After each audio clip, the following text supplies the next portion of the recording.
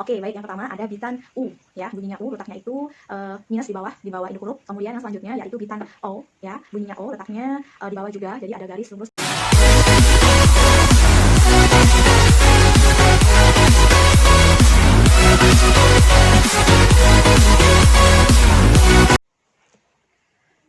Bismillahirrahmanirrahim. Assalamualaikum warahmatullahi wabarakatuh. Selamat tepui, selamat dawa anak-anakku, api kabal saunyini. Ina harap kalian dalam keadaan sehat semua ya, jadi sihat saunyini. Dan ingat tetap patuhi protokol COVID-19 ya.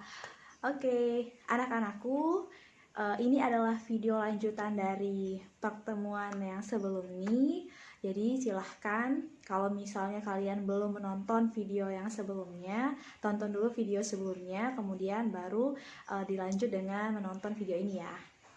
Baik anak-anakku, kita mulai pertemuan ini.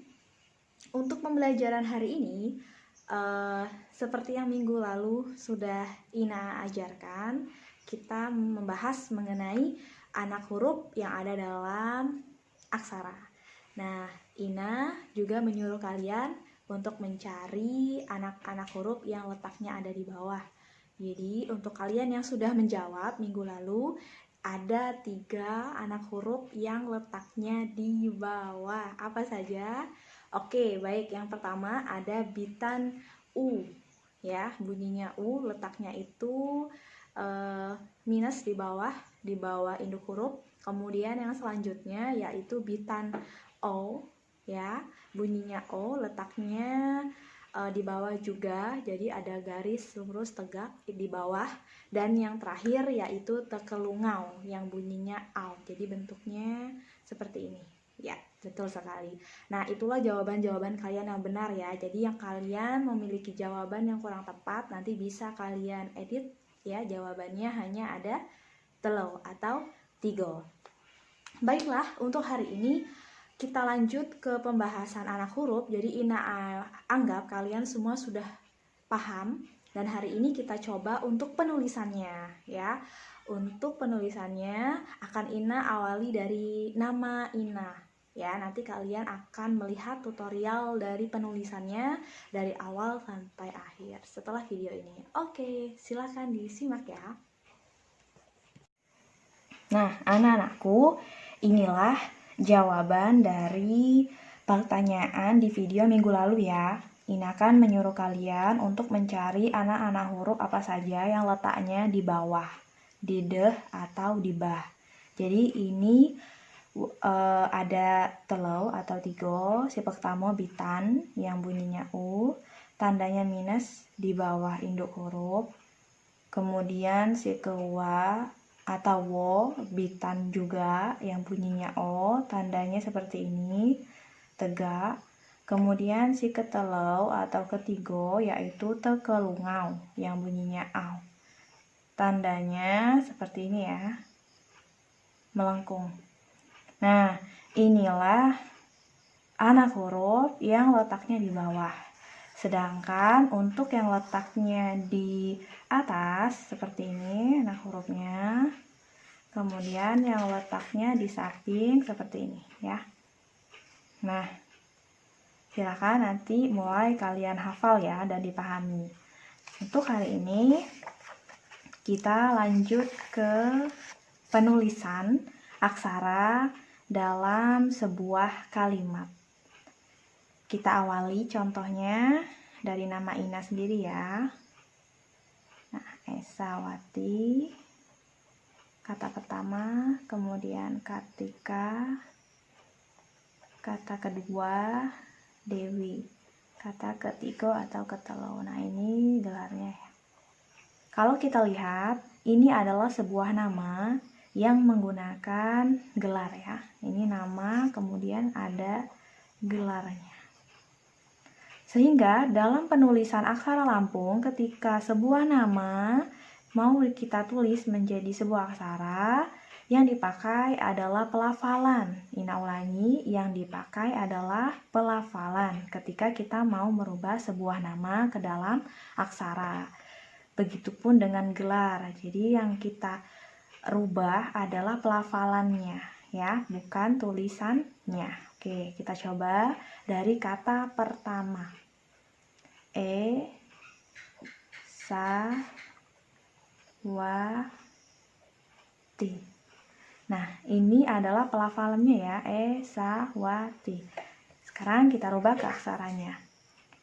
Berarti huruf A.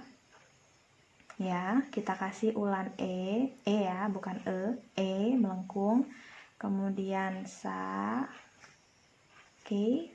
Kemudian wa, kemudian ta, kita kasih ulan i. Kita ulang penjelasannya. A dulu, kemudian dikasih anak huruf ulan kemudian sa, kemudian wa, kemudian ta, diberikan ulan i, jadi ti. Sawati.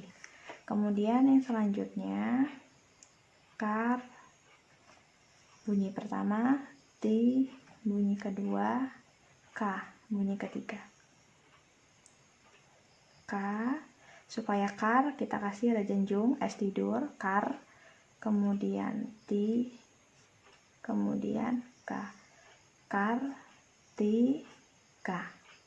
Oke, gimana? Kar, ti, ka. Udah paham ya?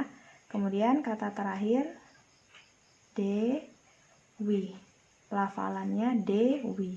Berarti huruf da kita kasih ulan d, kemudian wa kita kasih ulan i. Dewi. Kemudian ada tanda di sini koma ya. Koma. Nah, koma itu seperti ini ya. Dalam aksara ada juga yang seperti ini. Tinggal kalian memilih yang mana. Boleh checklist, boleh yang seperti ini. Nah, untuk gelar SPD ini pelafalannya berarti kan S, P, kemudian D. Sehingga seperti ini ya. Berarti kata pertama A, E, S, kita kasih dengan supaya mati. S, kemudian PA, supaya P, kita kasih lagi seperti ini. P, D, supaya D, da, kita kasih ulan E. Jadi S, P, D. Pelafalan ya. Ini juga pelafalan, ini juga pelafalan, pelafalan. Jadi tadi apa penekanannya? Betul, ketika nama orang mau kita rubah ke dalam aksara itu berdasarkan pelafalan ya, atau cara kita membaca. Begitu juga dengan gelar ya, gelar sebuah nama. Kemudian nanti ketika ada nama tempat, kemudian nanti ketika ada nama bangunan dan sebagainya ya, itu pengecualian. Walaupun dia berbahasa Indonesia, tetapi ketika kita merubahnya dalam aksara Lampung, penulisannya berdasarkan pelafalan ataupun ya betul pengucapannya. Sekarang contoh kedua.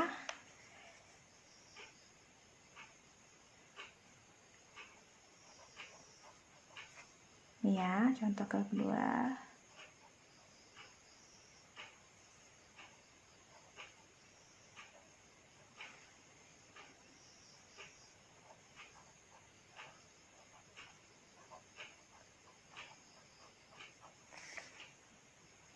Kak ladeu bulajal bahasa Lampung. Nah, ini adalah sebuah kalimat pernyataan atau kalimat berita. Titik ya. Kalau kita analisa, ini berbeda dengan contoh di awal. Ya, kalau ini nama orang menggunakan gelar, berarti dia termasuk dalam pengecualian ya, walaupun dia menggunakan Indonesia. Sementara yang contoh kedua, ini sudah jelas sekali. Yang kita tulis ini adalah berdasarkan ya penggunaan bahasa Lampung ya, betul sekali. Berarti kalau menggunakan bahasa Lampung, bukan tulisan ini ya, walaupun dia ada bahasa Lampungnya, sehingga ini penulisannya berdasarkan ya pelafalan atau tanda baca. Langsung saja. K ya, seperti ini di lengan. Kemudian gadeu, ga di in dulu, berarti di au ya. Ga kan deu.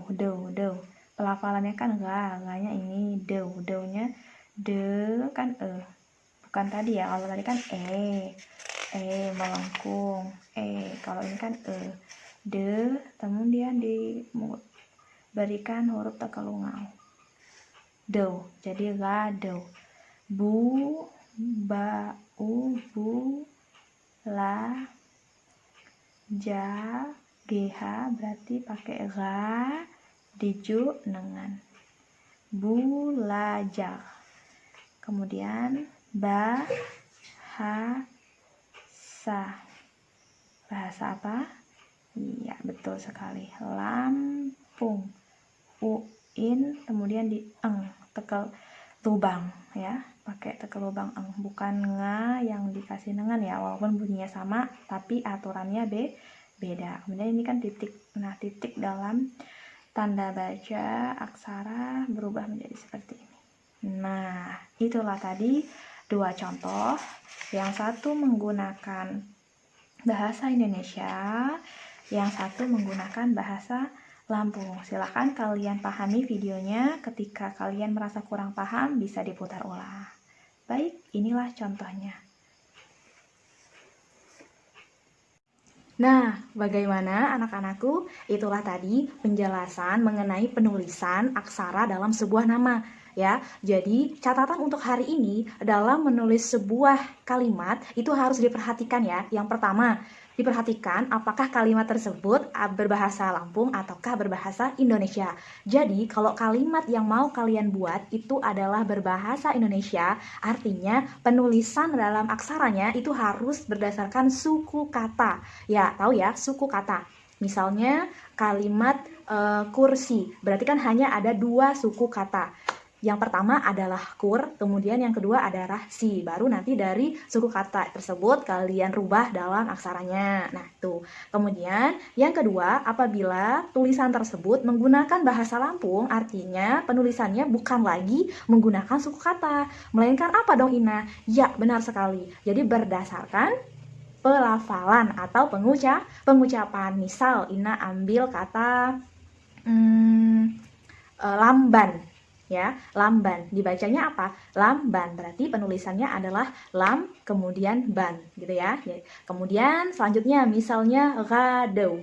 Gadeu. Bukan penulisannya gadeu, tetapi pelafalannya berbunyi ga kemudian deu ya. Ga kemudian deu. Jadi seperti itu. Terus Ina, kenapa nama orang tadi seperti itu penulisannya? Nah, itu pengecualian. Jadi pengecualiannya untuk nama-nama daerah, nama tempat, kemudian nama orang, itu kan walaupun dia berbahasa Indonesia, tapi tetap yang kalian tulis adalah pelafalannya atau pengucapannya. Makanya kalian yang merasa punya nama-nama alay, nggak usah khawatir, nggak usah bingung, karena nama yang kalian tulis nantinya di aksara itu bukan nama alaynya, tetapi bagaimana namamu itu diucapkan. Nah, seperti itu ya. Jadi, untuk selanjutnya, silahkan kalian coba, kalian tulis nama panjangmu tanpa singkatan. Ya, jadi Ina tantang kalian untuk menulis aksara nama panjangmu tanpa singkatan ya. Oke, silahkan kalian coba, kemudian kalian foto dan kirim ke tugas di Google Classroom-nya ya. Terima kasih. Ina cukupkan untuk hari ini. Wabillahi taufiq wal hidayah. Wassalamualaikum warahmatullahi wabarakatuh. Oke, selamat tepuy, selamat daulah saunyini.